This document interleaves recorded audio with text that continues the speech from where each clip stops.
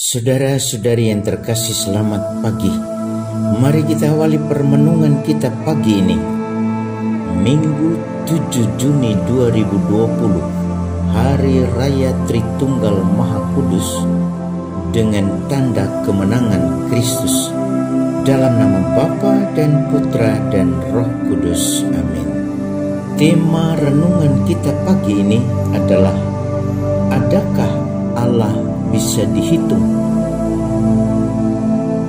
Yohanes pasal 3 ayat 16 sampai dengan 18. Ajaran tentang Tritunggal seringkali berbuah kebingungan bagi orang Kristen sendiri, apalagi bagi orang lain.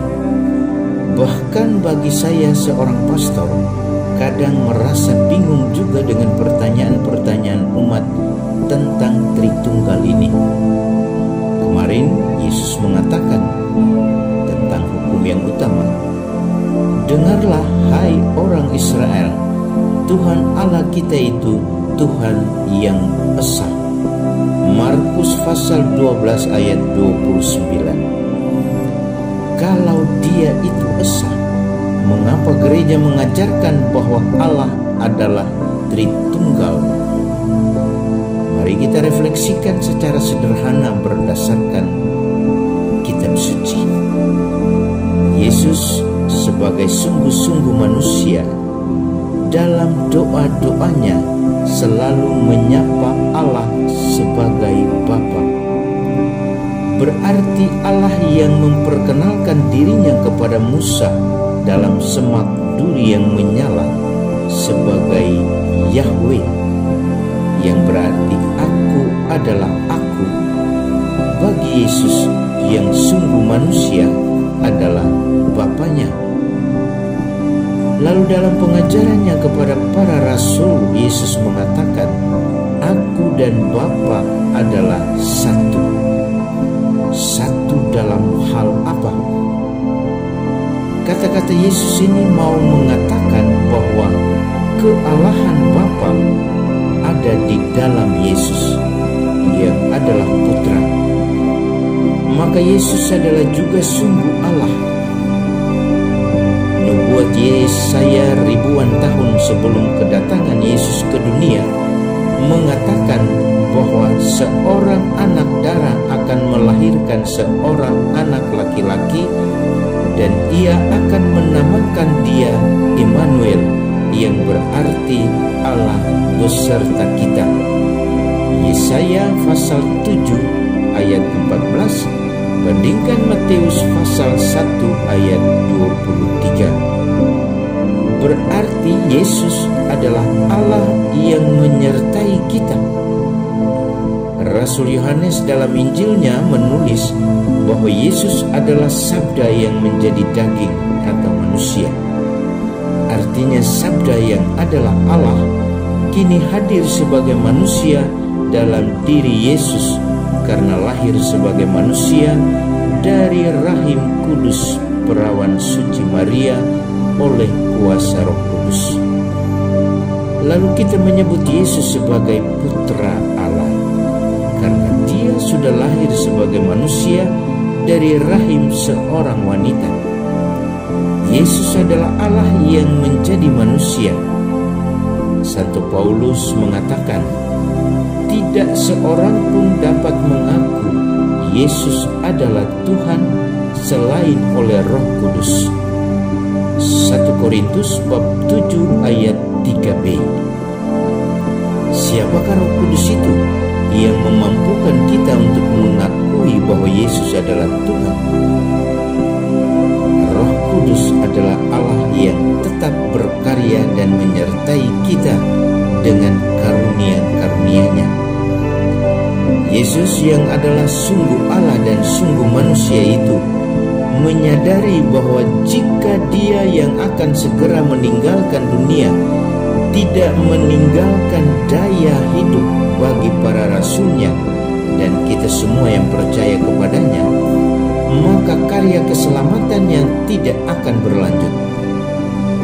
Maka Dia menjanjikan Roh Kudus bagi semua orang yang percaya kepadanya. Ia akan meminta kepada Bapa supaya mengutus seorang penolong yang lain, yaitu Roh Kudus, kepada para rasulnya. Roh Kudus itulah yang akan diam dalam diri para rasul dan kita semua yang percaya. Bandingkan Yohanes pasal 14 ayat 17. Saudara, Allah yang adalah Bapa mengutus Yesus putranya. Bandingkan Lukas pasal 1 ayat 32a untuk membebaskan manusia dari hukuman kekal akibat dosa manusia. Agar manusia bisa menyadari bahwa dia berdosa, Yesus meminta kepada Bapanya agar mengutus Roh Kudus untuk menyertai kita dan menyadarkan kita dari hari ke hari akan dosa dan salah yang kita lakukan. Bandingkan Yohanes pasal 16 ayat 8-9. Tanpa Roh Kudus, kita tidak akan menyadari bahwa kita berdosa. Dengan kata lain, Allah selalu menyertai kita putra-putrinya karena Dia adalah Immanuel. Karena itu, Bapa, Putra, dan Roh Kudus bukanlah jumlah, tetapi kodrat yang menyatu dalam kasih yang sempurna dan tak terpisahkan. Allah kita adalah esa dalam kodratnya, namun berpribadi tiga. Dia adalah misteri yang tak mampu dipahami oleh akal budi manusia secara jelas. Yang bisa kita pahami yakni bahwa Dia adalah kasih. Inilah yang kita rayakan hari ini, Allah Tritunggal yang Maha Kudus, di mana kita dipilih dan dipanggil untuk menghidupi relasi cinta satu terhadap yang lain dengan cinta yang sempurna. Dalam cinta yang sempurna, meskipun berbeda, kita tetap satu, seperti Bapa, Putra, dan Roh Kudus. Perbedaan itu tidak akan meniadakan yang satu, tetapi sebaliknya semakin mempererat dan memperindah hubungan kita satu terhadap yang lain. Kasih menyatukan, bukan mencerai-beraikan. Kasih yang sempurna mengantar kita pada visi hidup yang sama, yakni kebaikan bagi semua orang dan persaudaraan sejati, serta pengakuan akan perbedaan yang memperindah hidup kita. Karena itu, merayakan Hari Raya Tritunggal Maha Kudus berarti kita merayakan kasih yang menyatukan. Kita bercermin pada Sang Sabda yang mengatakan, begitu besar kasih Allah akan dunia ini, sehingga Ia telah mengaruniakan anaknya yang tunggal, supaya setiap orang yang percaya kepadanya tidak binasa. Yohanes pasal 3 ayat 16. Saudaraku yang terkasih, Tritunggal yang Maha Kudus adalah Allah yang esa, dan dalam Dia kita dipanggil untuk hidup dalam kasih yang sempurna. Salam Cornovum, hati baru.